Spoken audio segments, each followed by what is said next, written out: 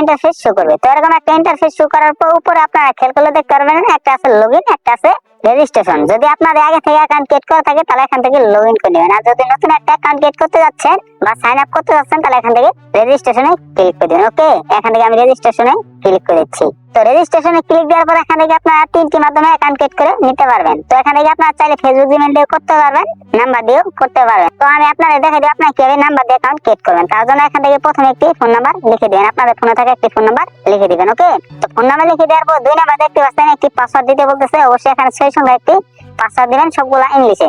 তো 2 number password দেওয়ার পর 3 নাম্বার কনফার্ম পাসওয়ার্ড, মানে আপনি 2 নাম্বারে যে পাসওয়ার্ড দিবেন 3 নাম্বারে সেম পাসওয়ার্ড দিয়ে এখান থেকে রেজিস্ট্রেশনে ক্লিক করে দিবেন। ওকে, তো এখান থেকে আমি ফিল আপ করে রেজিস্ট্রেশনে ক্লিক করে দিচ্ছি। তো রেজিস্ট্রেশন ক্লিক দিলে আপনাদের মাঝে এরকম একটা ইন্টারফেস শো করবে। তো এরকম একটা ইন্টারফেস শো করার পর এখান থেকে আপনাদের অ্যাকাউন্টটি কাস্টমাইজ করতে হবে। কাস্টমাইজ করার জন্য নিচে দেখতে পারবেন সদস্য অপশন বা প্রোফাইল, এখানে একটা ক্লিক করিয়েন। তো এখানে একটা ক্লিক দেওয়ার পর এখান থেকে সুরক্ষিত কেন্দ্র বা সুরক্ষিত কেন্দ্র এখানে একটা ক্লিক করিয়েন। তো এখানে একটা ক্লিক দেওয়ার পর এখান থেকে আপনাদের 0% দেওয়া হবে, এখানে 100% করে নিতে হবে। তার জন্য এখান থেকে ব্যক্তিগত তথ্য পেয়ে যাবেন, এখানে একটা ক্লিক করিয়েন। তো ব্যক্তিগত তথ্যতে ক্লিক দেওয়ার পর এখান থেকে আপনারা কি করবেন, প্রথমে আপনাদের একটি নাম লিখে দিবেন অথবা আপনাদের ডাকঘরের নাম লিখে দিবেন, আপনাদের নিজস্ব একটি নাম লিখে দিবেন, যেটা দিতে চান দিতে পারেন, কোনো সমস্যা নেই। তো প্রথমে নাম দিতে হয়ে গেলে এখান থেকে 2 নাম্বার দেখতে পাচ্ছেন, দয়া করে আপনার ইমেল প্রদান করুন, মানে আপনার ফোনে থাকা একটি জিমেইল প্রদান করবেন, মানে জিমেইলটি এখানে সেট করে দিবেন। ওকে, তো জিমেইলটি সেট করে দিলে আপনাদের এখান থেকে সুরক্ষিত থাকবো। তো জিমেইল দেওয়ার পর এখান থেকে আপনাদের আগে পিছে যেগুলো নাম আছে সম্পূর্ণ নাম লিখে দিবেন। যদি আপনাদের আগে থাকে এমডি তাহলে আপনার এমডি বসে দিবেন, লাস্টে থাকে রানা তাহলে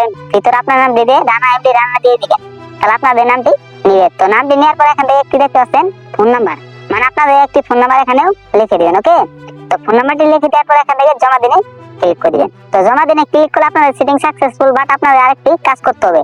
তো আরেকটি কাজ বলতে আপনি যে টাকা উত্তোলন করবেন সেই নাম্বারটি আপনার এড করতে হবে। সেই নাম্বার এড করার জন্য এখান থেকে ইন ওয়ালেট বাটনে এখানে একটা ক্লিক করে দিবেন। তো ইন ওয়ালেট বাটনে একটা ক্লিক দেওয়ার পর এখান থেকে প্লাস আইকনে ক্লিক করবেন। প্লাস আইকনে ক্লিক করার পর নিচে দুইটি অপশন পাবেন, নগদ বিকাশ। যদি আপনি বিকাশে টাকা উত্তোলন করতে চান বিকাশ সিলেক্ট করবেন, নগদে উত্তোলন করতে চাইলে নগদ সিলেক্ট করে নেবেন। তো এখান থেকে আমি নগদটি সিলেক্ট করে নিচ্ছি।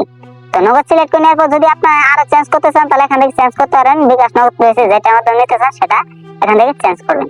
তো চেঞ্জ করার পর এখান থেকে আপনারা কি করবেন, তো উপরে সিলেক্ট করে নেওয়ার পর এখান থেকে নগদ বিকাশ সিলেক্ট করে নেওয়ার পর এখান থেকে আপনারা আপনাদের অ্যাকাউন্ট নাম্বারটি লিখে দিবেন। যদি নগদ সিলেক্ট করে থাকেন নগদ নাম্বারটি লিখবেন, যদি বিকাশ সিলেক্ট করে থাকেন এখানে বিকাশ নাম্বারটি লিখে দিবেন। এখানে লেখা থাকবে অনুগ্রহ করে নগদ অ্যাকাউন্ট নাম্বারটি পূরণ করুন। যদি বিকাশ দেন তাহলে এখানে লেখা থাকবে অনুগ্রহ করে বিকাশ নাম্বারটি পূরণ করুন। অবশ্যই এখান থেকে আপনার অ্যাকাউন্ট নাম্বারটি পূরণ করে নেবেন, মানে আপনার নাম্বারটি এখানে লিখে দিবেন। তো নাম্বারটি লিখে দেওয়া হলে আপনার নিচে দেখতে পাচ্ছেন লেনদেন পাসওয়ার্ড সেট করুন। এই দুইটা হচ্ছে মেন, যখন আপনি টাকা উত্তোলন করতে যাবেন তখন এই পাসওয়ার্ডটি আপনার লাগবে।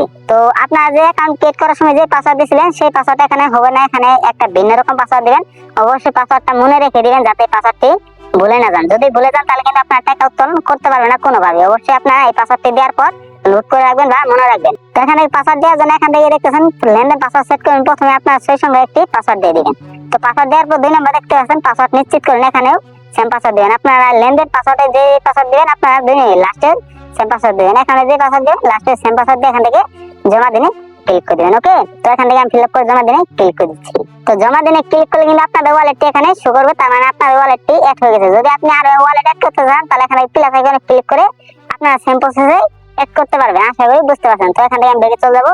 তো ব্যাগে আসার পর এখানে দেখতে পাচ্ছেন এখানে কিন্তু আমাদের 100% হয়ে গেছে, তার মানে আমাদের অ্যাকাউন্টটি পুরোপুরি কাস্টমাইজ বা ভেরিফাই হয়ে গেছে। এখন আপনারা কে এখান থেকে ইনকাম করবেন। তো আপনাদের এখান থেকে ইনকাম করতে হলে অবশ্যই এখানে ডিপোজিট করতে হবে, ডিপোজিট করে ইনকাম করতে হবে। যদি আপনারা ডিপোজিট করতে না পারেন তাহলে অবশ্যই কমেন্ট করে জানাবেন, আমি পরবর্তী ভিডিও দিব যে কিভাবে ডিপোজিট করবেন। ওকে, তো এই ছিল আজকে ভিডিওটা যদি ভালো লাগে অবশ্যই আমার এই চ্যানেলটি সাবস্ক্রাইব করে পাশে থাকা বেল বাটনটি অল করে দিবেন এরকম রিলেটেড ভিডিও আপডেট পাওয়ার জন্য। ততক্ষণ সবাই সুস্থ থাকুন, ভালো থাকুন, আল্লাহ হাফেজ।